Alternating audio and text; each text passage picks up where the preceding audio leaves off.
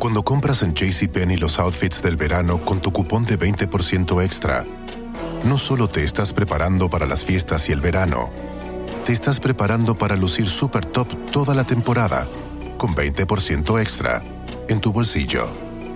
La prueba está en el recibo. Sí, es JCPenney. Cupón válido hasta el 22 de junio en selección de estilos. Aplican algunas exclusiones. Detalles en la tienda o jcp.com.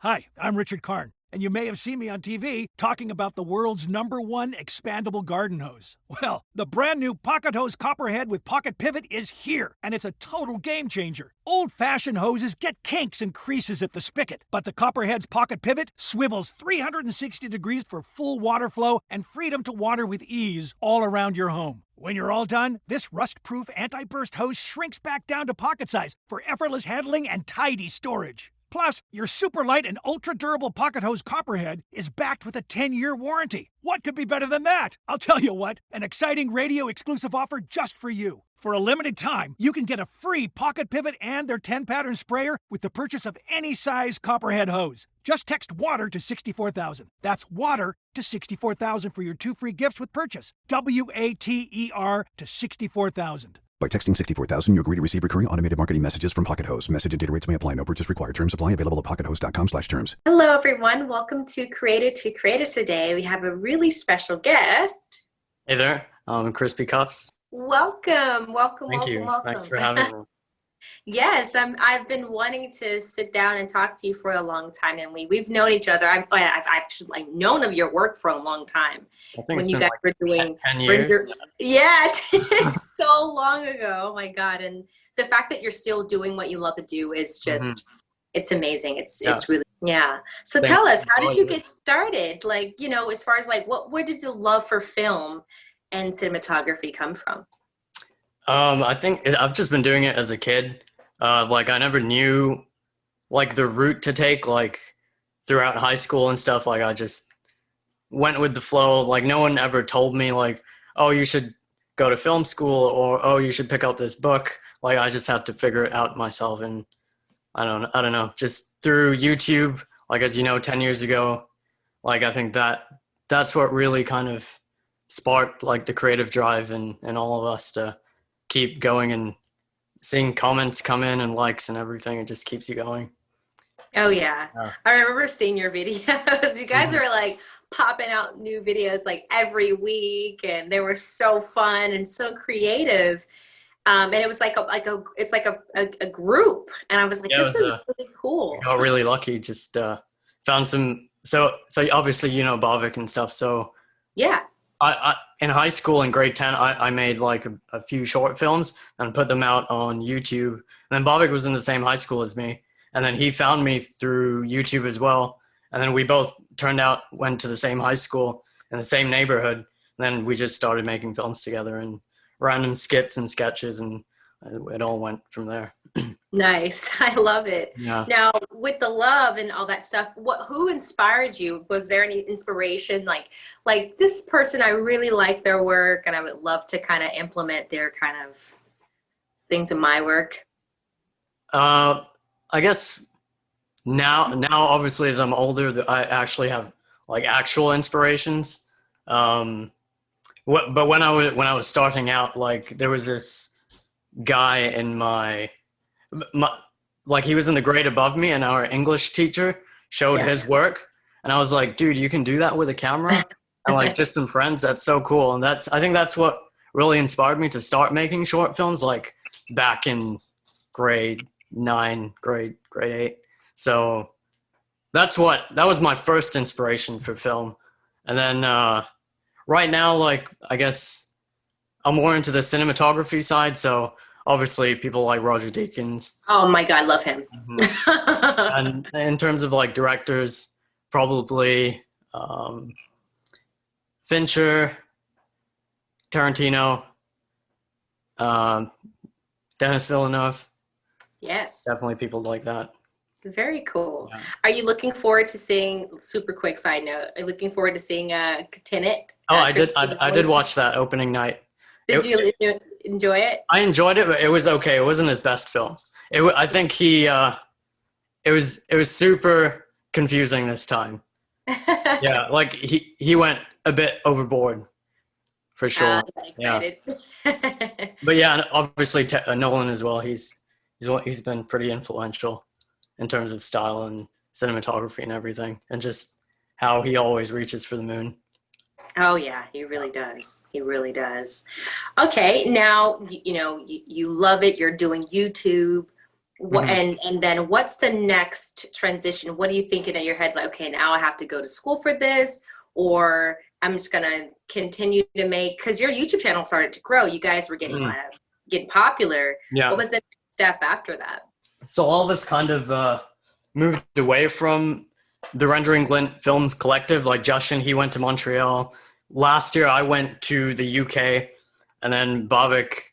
We all lived together, so it was up to a point. It was really easy for us to make stuff together, and then we Yeah. kind of broke apart. So, but we're still in touch, obviously. Like I meet Bavik every day, but he's moved on to music. So is Justin, and then me as well. Like I've moved on to like the music industry field, music video industry. And like 2 years ago, I realized like musicians are people that I love working with. Like there's just something about taking a track and then just putting visuals onto that and like expanding the art form to create this huge piece.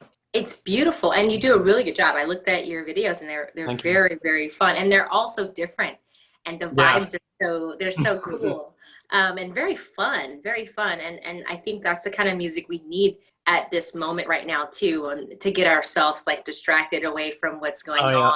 on in this crazy world. Mhm. So now that we're in this time with the whole COVID situation, how does that look with your work? I mean, is it different now on sets? It's definitely been different. I didn't get work until like I think March was one of my last projects, and then I didn't get work until July, and then from July it's kind of picked up, and people are kind of getting more comfortable getting on set, and everyone's wearing masks, everyone's kind of social distancing, sanitizer everywhere.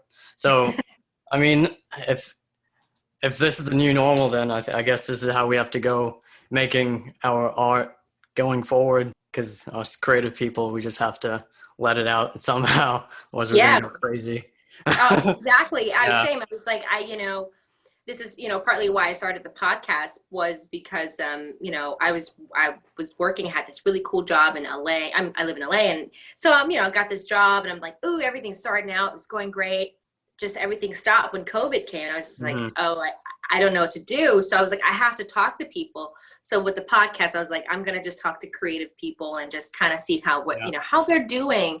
How are you guys, creating in this moment and still staying balanced? So it was definitely therapeutic for myself as well. So yeah, but yeah, like you said, work is definitely picking up right now. I'm in the Atlanta area working. It's studios are open, like Tyler Perry studios are opening. They're open, and my friend is there right now working. A few of my friends. So that's good to know that studios are opening back up slowly but surely. So it can be done.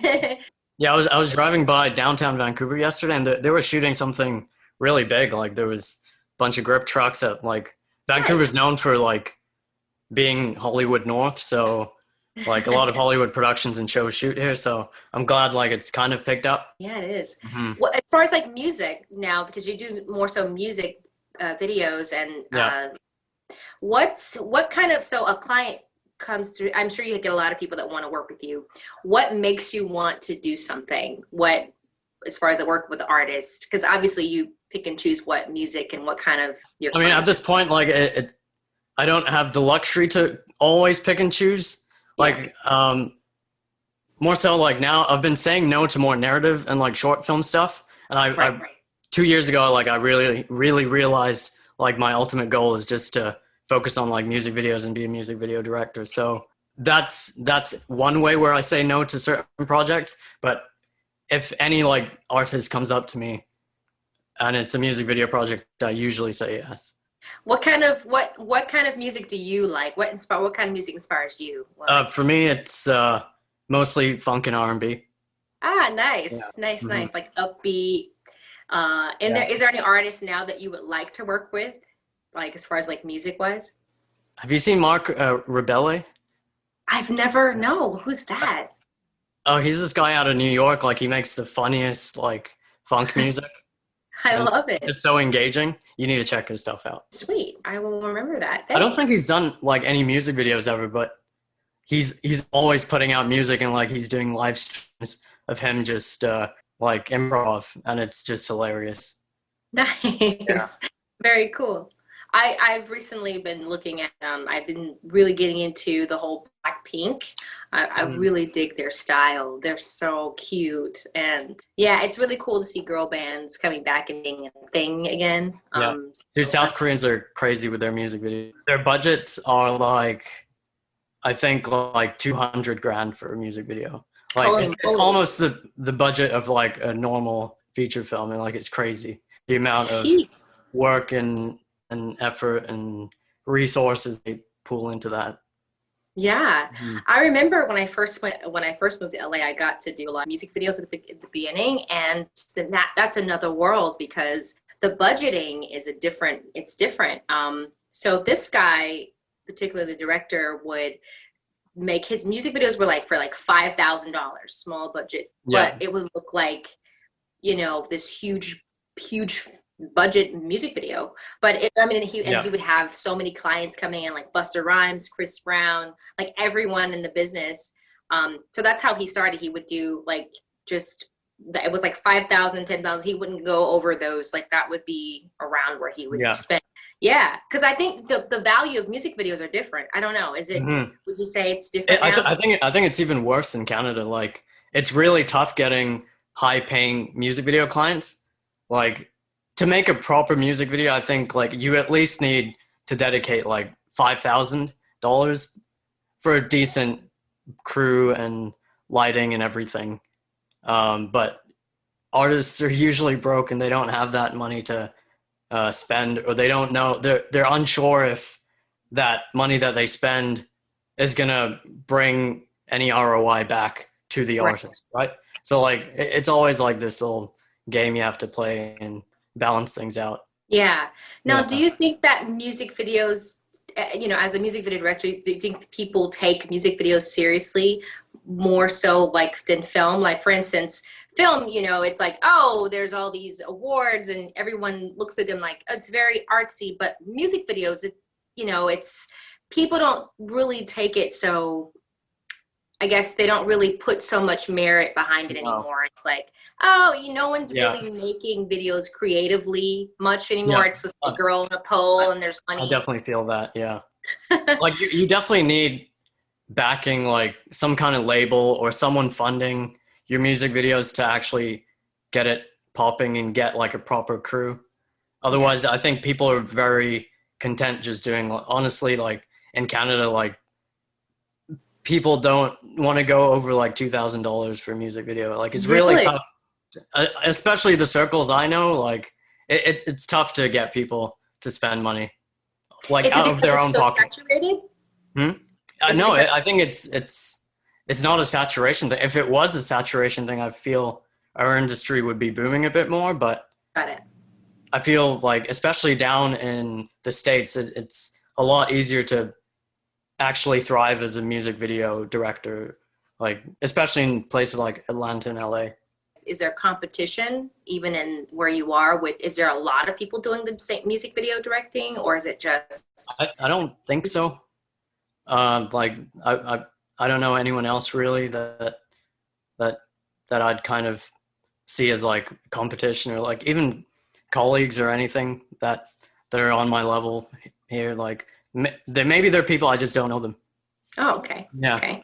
How did you discover your team? Like, as far as like now that you're there, how do you work when somebody comes to your table? Like, are you in charge of, you're getting the people coming, like you're hiring the grips and people like that? It varies depending on the project. Like I'm trying to get to the level where I'm trying to convince more clients to actually have the budget for having like a proper grip team and stuff like that. Usually it's me and like one other person helping out, or two other people. But I'm trying to get to the point in my career now where I can lead a proper like grip and lighting team, at least like 4 people. Definitely. Yeah. Definitely. Now, are you, or do you go out aside of Vancouver sometimes and, and okay, how's the market out there as far as like music video and clients? So I was just in Toronto in July for some corporate video work, and Nice. then luckily, like I randomly messaged my friend who's an artist over there, and then I was like, hey, I'm in town for the next couple weeks. Do you want to do something? And he's like, yeah, I'm shooting a music video later this week, and then he just called me on, and I was second cam, just helped Nice. out. Yeah. That's fun. I Mm. love that. Like that's the beautiful thing about being a music director. Like everyone, there's so many artists. There's so many things like that you could do ads. You can do, because I believe now the market is moving towards, online, like Instagram. Yeah. Those are booming right now. People are always looking for those like little EP, little 30-second clips of their music video or something, like edits. So I'm sure there's always a market and jobs available. You're never not gonna not have work, even during a pandemic. So Yeah. it's a beautiful thing. Mhm. So what's next for you? What's next for you as far as like this music video directing, and what are you working on now? If you can share with us that. I'm currently producing and DPing another music video later in September or October. So Nice. just getting that kicked off. That's the only thing I have going on for now. And just like Nice. some other random edits. I'm editing some weddings this week. Nice. I think two weddings this summer. Usually it's a bit Cool. more than that. And then I Are haven't. people getting married now still? Yeah, it's picked up. But they're really small weddings though. They're like 30 to 40 people, even Wow. less. Yeah. That's interesting. But in terms of music video stuff, I'm just trying to work on my skills and get better as a DP mostly. Yeah. Mm-hmm. So I just invested in a bunch of lighting, and just like this pandemic's given me a lot of time to just kind of perfect, just work on my lighting skills, because that's been my weakness, because I've never had like a proper grip team until like recently, like where people can actually help me out. So like having to put up C stands and lights yourself, like it just wastes time and it's so draining. Like physically, like it's really tough to direct, put up lights, and handle the camera. Like it's just too much like doing it solo. So like I've come to the point where I need a team. I'm just trying to work on that now. And that's great. And you're so talented, and it will happen. I mean, I've seen your work, and I think what the beautiful thing about, you said you want a team, is that you're always putting out stuff. You're always working. And I think the more people see, or it's all about visibility, right? And then people will come. So I just wish you all the best, and I'm excited to see what you have coming up soon and all that you're working on. And it's great to have you on. Thank you so very much. It was great. Last question. And this is the last question of for this interview. If you could give anyone some advice about like how to, if they want to do what you're doing, pursue the industry or get into music video directing or editing or whatever, what advice would you give them? It's honestly just like start out and then message a bunch of people, message friends that are creative, just do stuff. Like that's how I started out. I'm sure that's exactly what you did as well. So you just keep going. If you love it, you just keep going. Like there's no stopping. Yeah. I love that. If you love it, just keep going. That's true. Thank you again. Your handles where people can find you and follow you? It's Crispy Cuffs, at Crispy Cuffs. All right, guys. Until next time, remember to live, love, laugh. Bye, guys. Yeah.